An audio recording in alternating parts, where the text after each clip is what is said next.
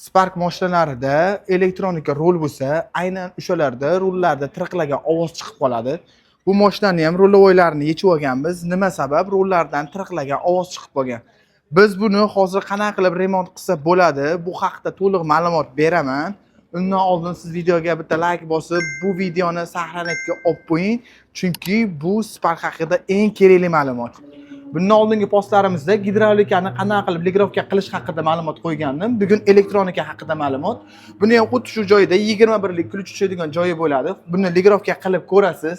Agar ligrovka qilib ko'rganingizdan keyin sizda tirqilash muammosi yo'qolsa, albatta rulovoyni ponni yechib, ichlarini moylab, boshqatdan ligrovkalarni qilib yig'ilsa, rulovoyingizdagi muammolar mutlaqo yo'qoladi. Agar ligrovka qilganingizdan keyin ovozi kuchayib ketib qolib yoki rulingiz og'ir bo'lib qolsa, albatta rulovoyni boshqa qo'yish tavsiya qilaman. Chunki ichki mexanizmlar mutlaqo ishdan chiqqan bo'ladi. Buni remont qilsam sizga ancha qimmatga tushadi va mutlaqo o'xshamaydi. Sizni Spark mashinangizda qanaqa muammo borligini kommentariyada to'liq va aniq yozib qoldiring. Sizdagi bo'layotgan turgan muammolarga yechim topishga harakat qilamiz va bizni profilga obuna bo'lib, albatta bu videoni Spark bor tanishlarga jo'natib qo'yish esdan chiqmasin.